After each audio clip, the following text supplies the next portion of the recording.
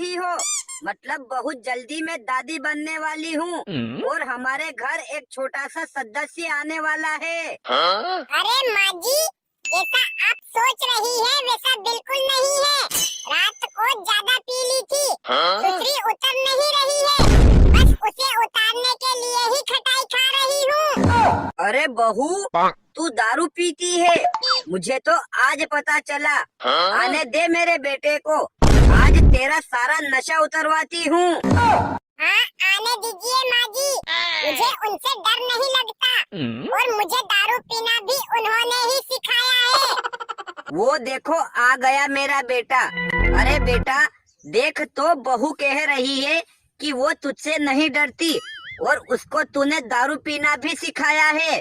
अरे नहीं माँ, वो तो मजाक कर रही है। उसे सर्दी खांसी बहुत जोर से हो गई थी और लोग कहते हैं कि दारू को उबालकर पीने से सर्दी खांसी दूर हो जाती है, इसलिए मैंने उसको एक घूंट जितना पिलाया था। अरे बेटा, इस दारू से सर्दी खांसी दूर होती है या नहीं ये तो मुझे नहीं पता, लेकिन दारू पीने से लोगों की सैकड़ों बीघा जमीन और लाखों करोड़ों की संपत्ति नष्ट हो जाती है। ठीक है माँ, मैं उसे समझा दूंगा, वो आगे से नहीं पिएगी।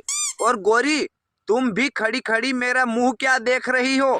जल्दी जल्दी खाना बना लो, खेतों पर चलना है। क्यों जी, अभी तो 8 बजी है और हमारे खाने का टाइम तो 11-12 बजे का है ना। अरे बहू, तुझे नहीं पता, अपने खेतों में सरसों पक गई है, उसे काटने चलना है।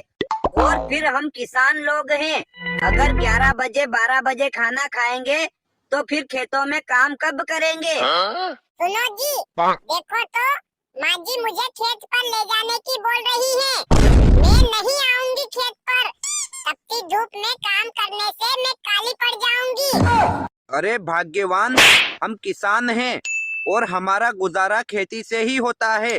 कुछ भी हो, लेकिन हमें खेतों में काम करना ही पड़ता है। देखो जी, आप मजदूर लगाकर काम करवा लीजिए, मैं नहीं आऊंगी, मतलब नहीं आऊंगी। अरे ये कैसी बदतमीज लड़की है, कब से बकवास किए जा रही है। मजदूर लगाकर काम करवाएंगे तो फिर उनका पैसा तुम्हारे बाप के वहाँ से लाकर दोगी क्या? देखो माँ जी, आप मुझसे बहस मत करिए, वरना मैं आपकी चोटी पकड़कर घसीट दूंगी।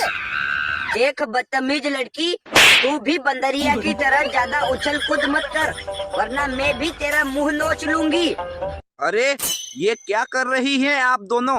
सास बहू का रिश्ता तो माँ बेटी के समान होता है, फिर आप क्यों झगड़ रही हैं? बहू, ओ अंजलि बहू, क्या कर रही हो?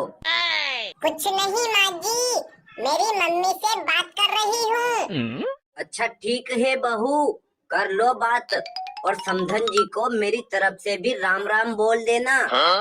ठीक है माँ जी, आपको कोई काम हो तो शीतल दीदी को बोल दीजिए, वो कर देगी। शीतल, ओ शीतल बहू, क्या कर रही हो? कुछ नहीं माँ जी, खाना खा रही हूँ। अरे बहू, जब देखो तब तुम खाना ठूसती रहती हो, खाना बाद में खा लेना।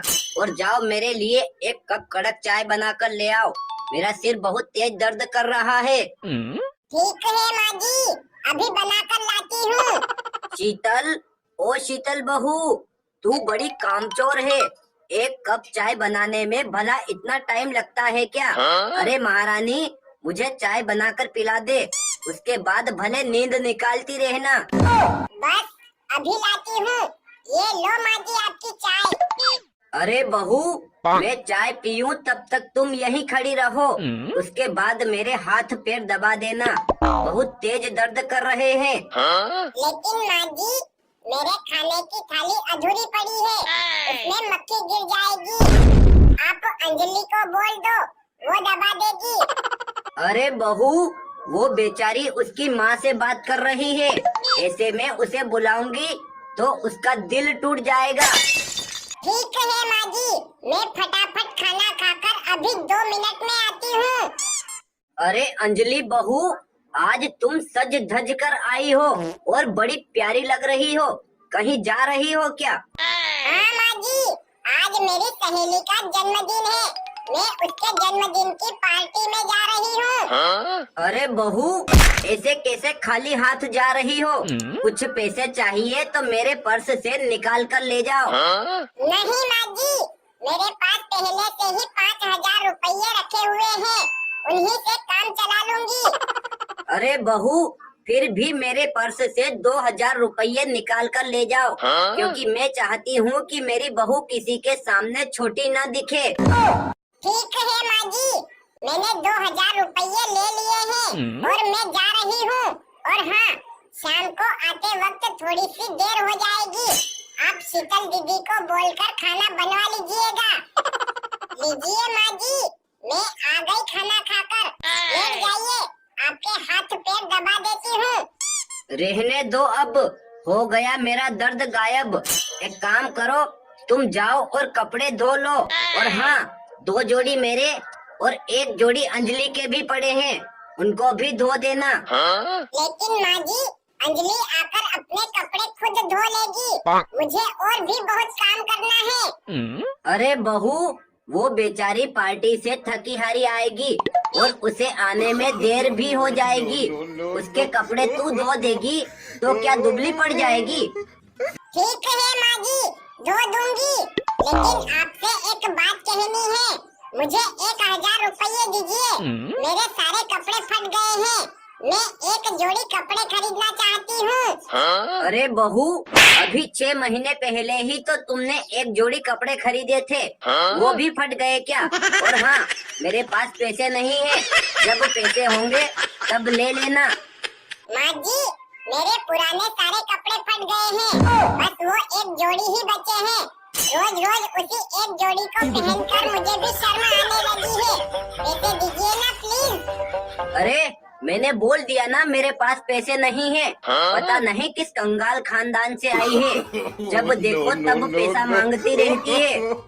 लेकिन माँ जी, अभी अंजलि जन्मदिन की पार्टी में जा रही थी और उसके पास 5,000 रुपये पहले से पड़े हुए थे, फिर भी आपने उसे 2,000 रुपये दे दिए और मैं तो 1,000 रुपये ही मांग रही हूँ। ये भी देने में आप नखरे लगा रही हैं। ऐसा क्यों कर रही है माँ जी आप? देख, तू उसकी बराबरी मत कर। उसके बाप ने 5 लाख का दहेज और 5 लाख रुपये कैश दिए हैं। वो जितना मर्जी पड़े उतना उड़ाएगी। तेरे भिखारी बाप ने क्या दिए हैं? तेरा बाप भी कुछ देता तो तू भी उड़ाती। अरे माँ जी, मेरे माँ बाप गरीब हैं तो क्या हुआ? उन्होंने मुझे अच्छे संस्कार दिए हैं और फिर मेरे चारों हाथ पैर सही सलामत हैं। आप मत दीजिए पैसा, मैं मजदूरी करके ले आऊंगी। लेकिन आप मेरे साथ ये बहुत गलत कर रही हैं। मेरा सभी बुजुर्ग माताओं से निवेदन है कि आपके घर में भले 2 बहू हो या 4 बहुएं, सभी को एक समान रखना चाहिए, क्योंकि समय का कोई भरोसा नहीं।